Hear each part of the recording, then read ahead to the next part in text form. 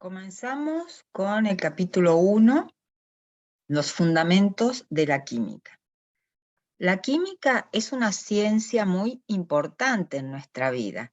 En la carrera que han elegido estudiar, tendrán que profundizar su estudio, ya que está presente en numerosas aplicaciones, tales como la identificación de propiedades, el manejo y uso de sustancias de importancia industrial, como así también el diseño, el proyecto y la planificación de operaciones, procesos e instalaciones para la obtención de bienes industrializados y la ejecución de servicios, gestionando siempre programas que fortalezcan la seguridad e higiene, así como el cuidado al medio ambiente. Podemos definir a la química como la ciencia que estudia la materia, sus propiedades, los cambios que experimenta y las variaciones de energía que acompañan a dichos cambios. De manera breve, podemos decir que química es la ciencia que estudia la materia, la energía y el cambio. Pero ¿cómo podemos predecir si algo es materia? Para ello necesitamos responder dos preguntas. ¿Ocupa un lugar en el espacio? ¿Tiene masa? Decimos entonces que materia es todo aquello que ocupa un lugar en el espacio y tiene masa. Por otro lado, energía es la capacidad para realizar un trabajo o transferir calor. Hay diferentes formas de energía: energía calórica, eléctrica, cinética, potencial. Un objeto en movimiento tiene energía cinética. La energía potencial, que es energía almacenada, se relaciona con la posición o la composición química de un objeto. Además, es importante en este momento recordar la diferencia entre masa y peso. La masa es la medida de la cantidad de materia contenida en una muestra de cualquier material. Debido a esto, mientras más masa tenga un objeto, más fuerza se requerirá para ponerlo en movimiento. El peso de un cuerpo es la medida de la atracción gravitatoria de la Tierra sobre él. Masa y peso no son sinónimos, aunque los químicos solemos utilizarlos en forma indistinta. La masa de un cuerpo no varía según su posición, pero el peso sí. Por ejemplo, un astronauta tiene la misma masa en la Tierra que en el espacio, solo que en el espacio, donde las fuerzas gravitacionales son muy débiles, puede estar desprovisto de peso. Vamos a hablar de propiedades. Las propiedades nos permiten identificar o caracterizar una sustancia y distinguirla de otras sustancias. A estas se las llama propiedades características. Estas se subdividen en dos categorías: propiedades físicas y propiedades químicas. Propiedades químicas se ponen de manifiesto cuando se realiza un cambio químico, es decir, cuando la materia experimenta un cambio en su composición. Por ejemplo, la oxidación de un clavo, la combustión de la madera, por ejemplo, mientras que propiedades físicas se pueden observar y medir sin modificar la composición de la materia. Ejemplos de propiedades físicas tenemos color, olor, densidad, punto de fusión, punto de ebullición, viscosidad, dureza, dilatación por el calor y así varias otras. Por otro lado, podemos clasificar también a las propiedades en intensivas y extensivas. Las propiedades intensivas son las propiedades físicas y químicas características. Se emplean para identificar una sustancia. No dependen de la cantidad de muestra. Por ejemplo, color, olor, punto de fusión. mientras que las propiedades extensivas dependen de la cantidad de muestra. Por ejemplo, masa, volumen, longitud. También hablaremos de cambios o transformaciones.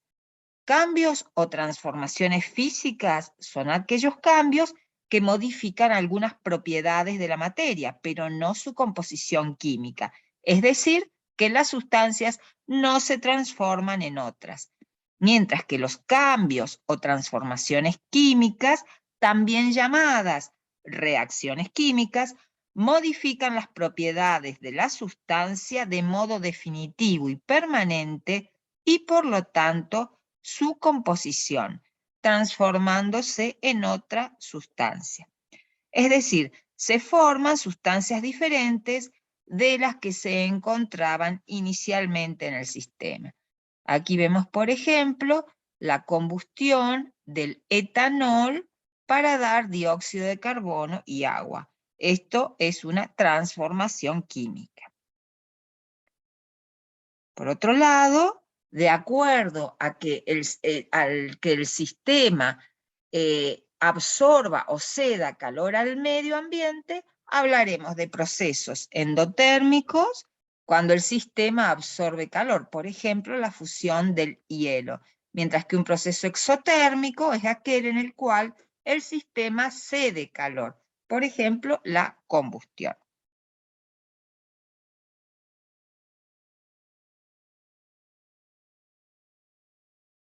Estados de agregación de la materia. La materia puede presentarse de distintas formas: sólida, líquida o gaseosa. Estas tres formas de materia se denominan estados de la materia. Estos tres estados se diferencian porque presentan propiedades o características diferentes que pueden ser observadas a simple vista. A continuación vamos a ver las características de cada uno de estos estados. Estado sólido. Ejemplos de sólidos hay varios: las rocas, la madera, el hielo.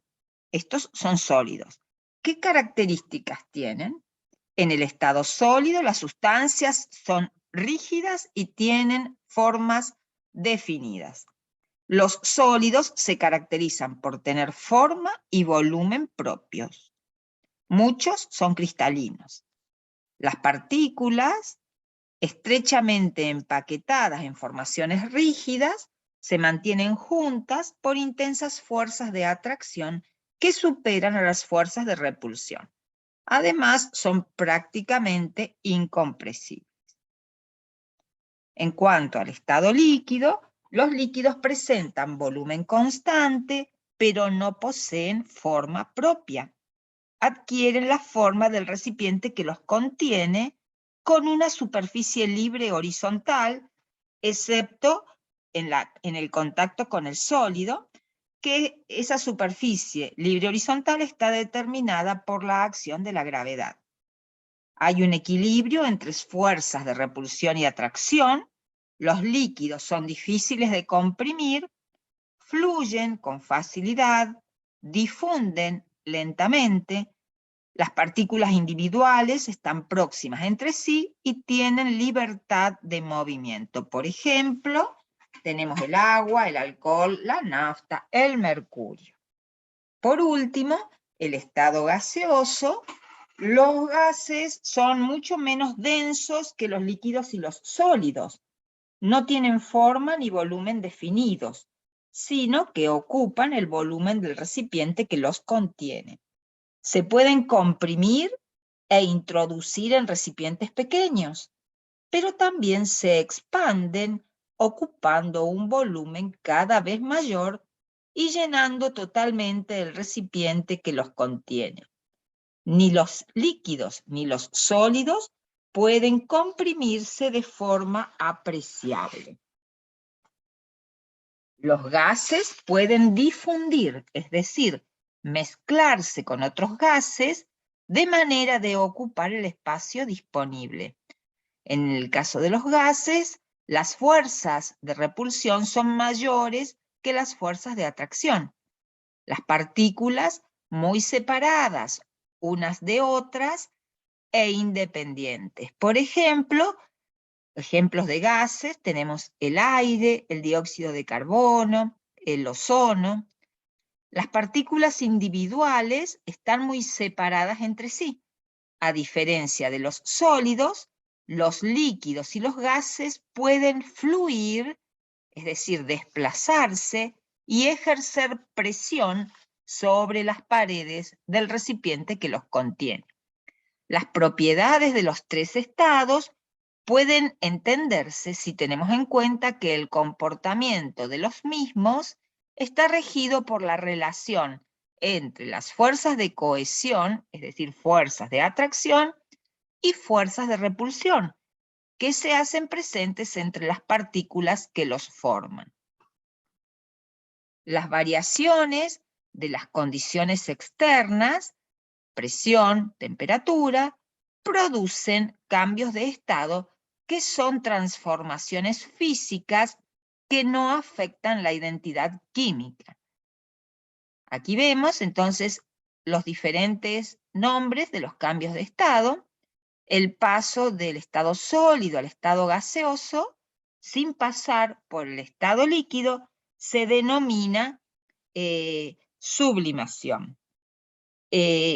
Para ello, la sustancia sólida debe calentarse pasando directamente a la fase gaseosa sin previo paso por la fase líquida.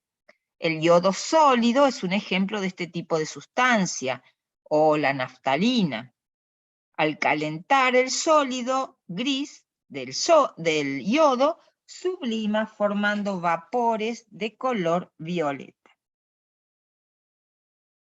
Al paso contrario del estado gaseoso al estado sólido se lo denomina deposición. El paso del estado sólido al líquido es la fusión y de líquido a sólido la solidificación. El estado de líquido a gaseoso es la vaporización y el paso de gaseoso al líquido la condensación. Vaporización es un término general que se aplica al pasaje de líquido a gas. Si el pasaje se produce a nivel de superficie, se denomina evaporación. Y si se produce en toda la masa líquida, se denomina ebullición. Bueno, en general, cuando se les entrega calor, los sólidos primero funden, es decir, pasan al estado líquido, y luego, por el calentamiento, pasan a la fase vapor, a la fase gaseosa. Seguramente les resultarán familiares estos cambios de estado si piensan en el agua, donde partiendo de hielo sólido, a medida que le entregamos calor, este se funde para obtener agua líquida, y si continuamos el calentamiento, el agua líquida se vaporiza hasta alcanzar el estado gaseoso. La mayoría de los materiales con los que convivimos diariamente poseen una composición definida. Es importante conocer la composición para evitar posibles riesgos en su utilización, crear materiales con propiedades similares, etc. Resulta útil observar, reconocer, clasificar y describir nuestro entorno, y de este modo poder evaluar los cambios que en él se producen. Para poder hacerlo, necesitamos aislar una porción del universo para estudiarla en forma minuciosa. Toda porción de materia que se aísla para su estudio se denomina sistema material. Puede tratarse de sistemas muy sencillos, como una porción de arena, o muy complejos, como por ejemplo un alimento como la leche.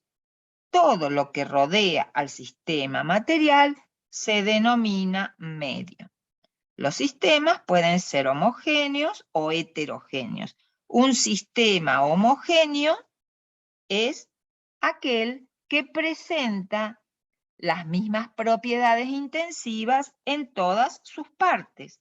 es completamente uniforme, es decir, sus propiedades y composición son las mismas en cualquier punto que se analice.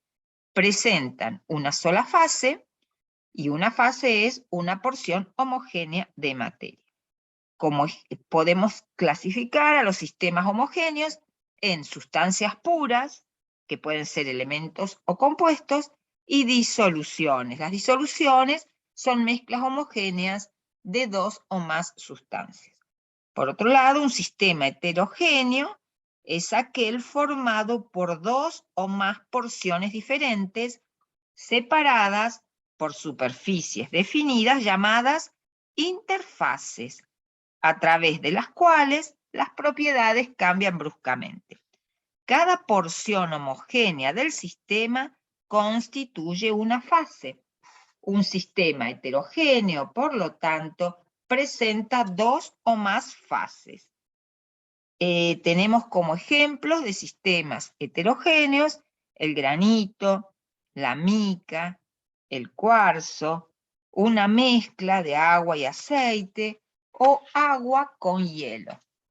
Si observamos una porción de granito, en el granito a simple vista pueden observarse distintas fases.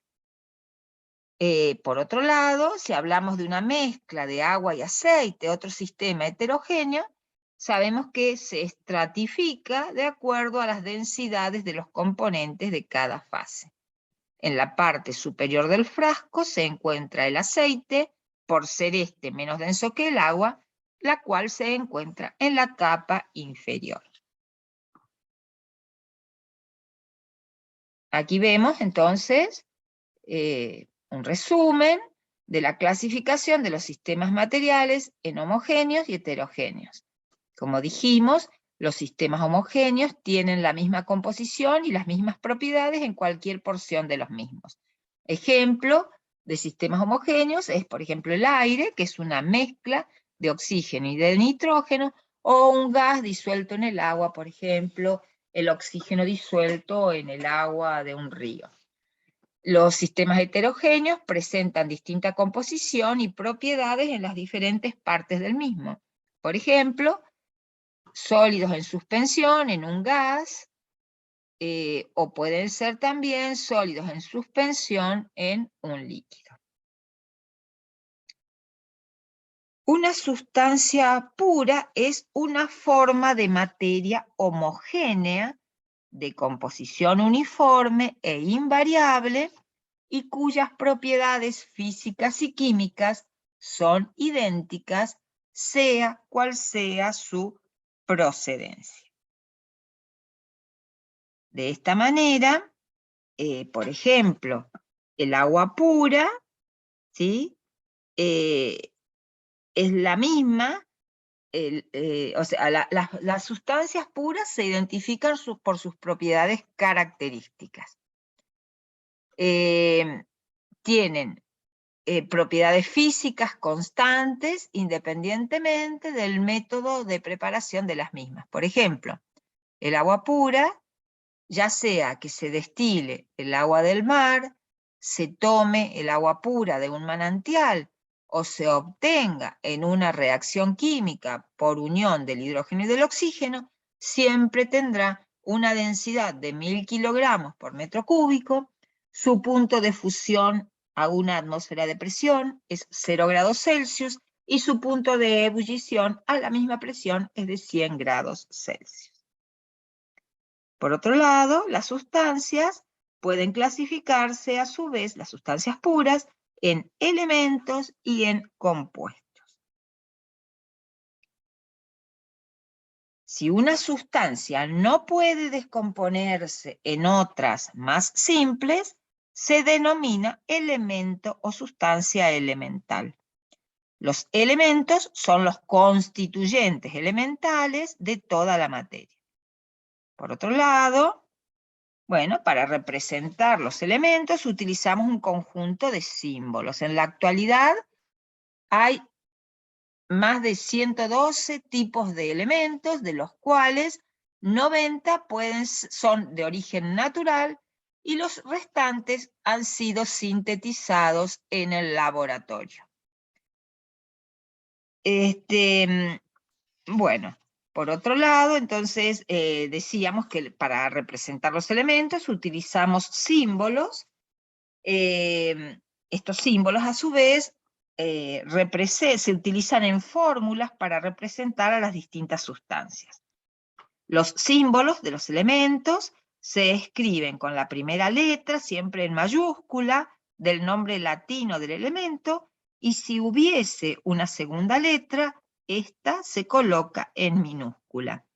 Solo algunos elementos, más que nada los descubiertos recientemente, se han simbolizado con 3 letras relacionadas con el orden en que se ubica el elemento en la tabla periódica. Por otro lado, un compuesto es una sustancia que puede descomponerse por métodos químicos en sustancias más simples, siempre en la misma relación de masas. Por ejemplo, el cloruro de sodio, que es la sal de mesa, es un sólido blanco a temperatura ambiente, puede fundirse, es decir, convertirse en estado líquido, y descomponerse al hacer pasar por ese líquido una corriente eléctrica. A este proceso se lo llama electrólisis. Entonces, el cloruro de sodio fundido se descompone en cloro, que es un gas amarillo, verdoso, sofocante y venenoso, y en sodio, que es un metal muy liviano y activo. Bueno, como se muestra en la figura, las sustancias puras son elementos o compuestos. Aquí tenemos ejemplos de elementos y de compuestos.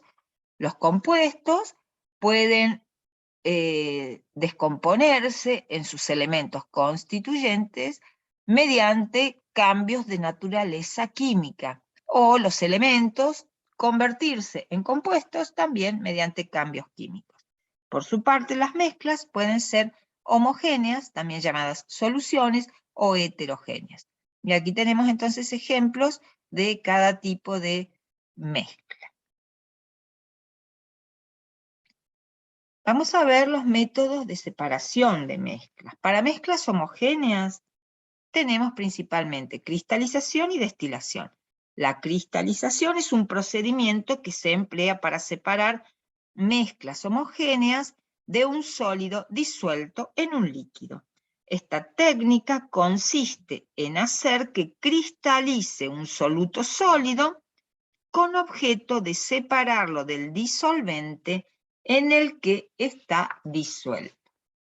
Por otro lado, la destilación permite separar el agua, por ejemplo, de los minerales hirviéndola. Esto hace que el agua del estado líquido cambie a agua gaseosa y deja los minerales como sólidos.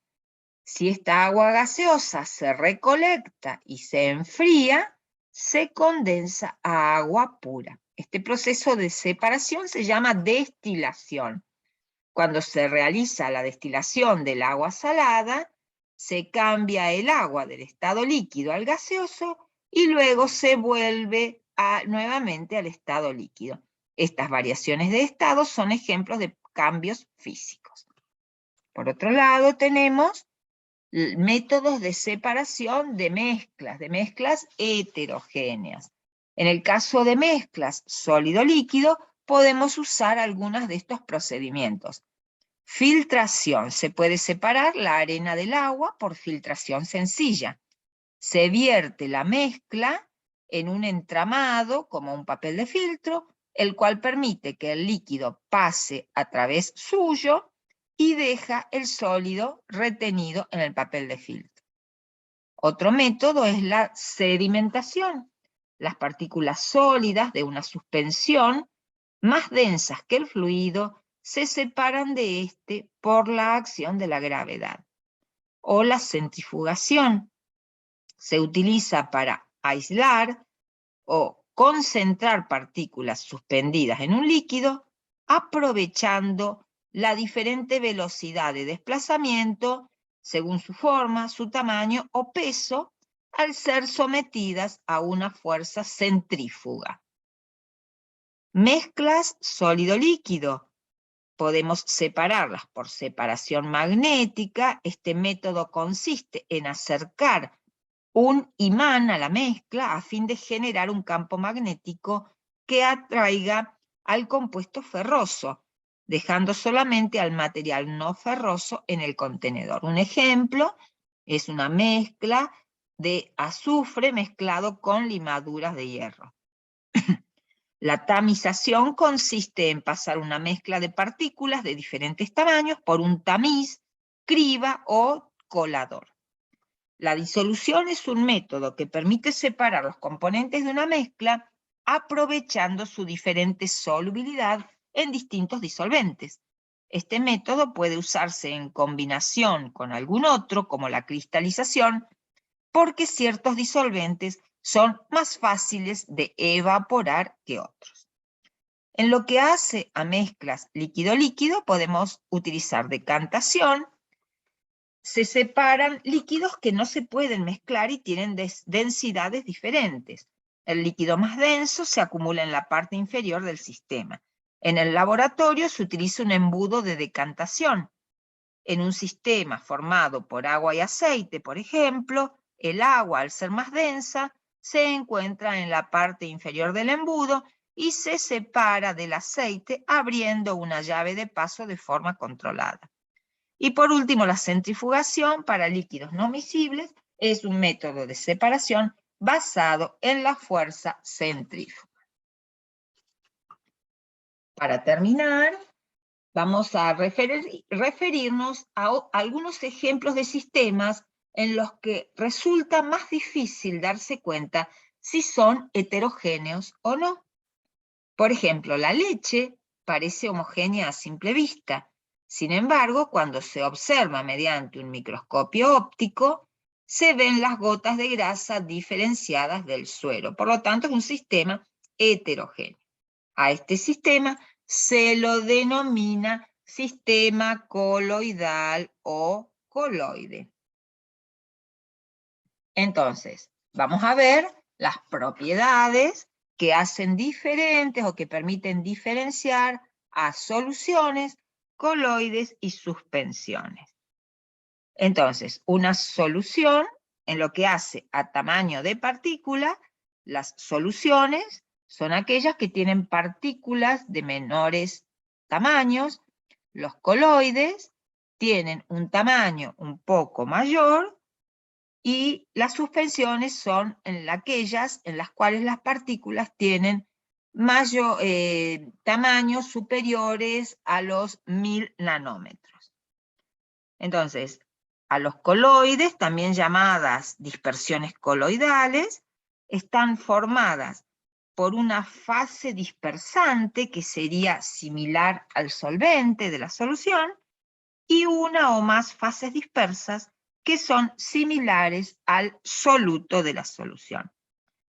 Las dispersiones coloidales tienen una apariencia, en algunos casos lechosa, gelatinosa o turbia.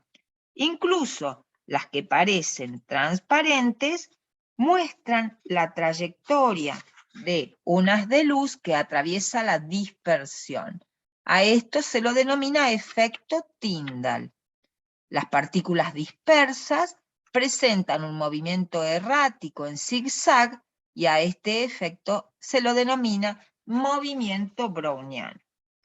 Por su parte, las suspensiones son mezclas heterogéneas que están formadas por partículas más grandes y más pesadas que las de la solución. Entonces, las suspensiones son mezclas heterogéneas.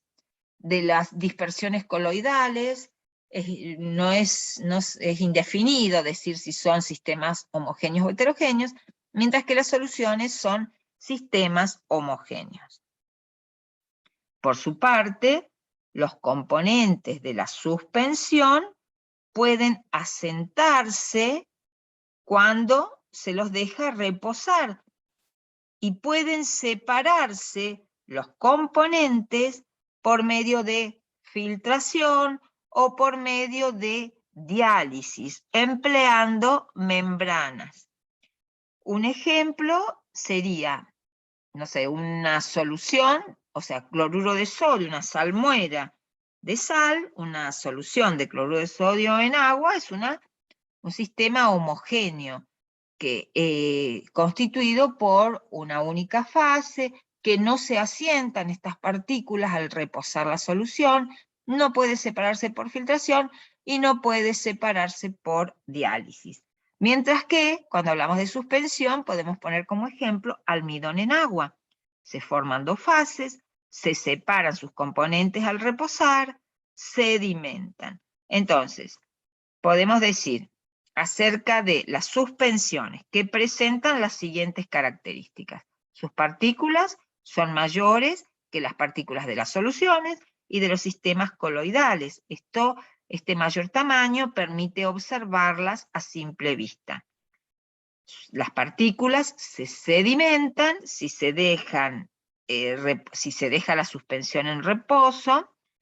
Las partículas en suspensión pueden separarse por centrifugación, por decantación, por filtración o empleando membranas semipermeables o empleando filtros. En el caso de los coloides, es indefinido si se trata de un sistema homogéneo o heterogéneo, no se asientan al reposar el coloide, no pueden separarse por filtración, pero sí pueden separarse por diálisis.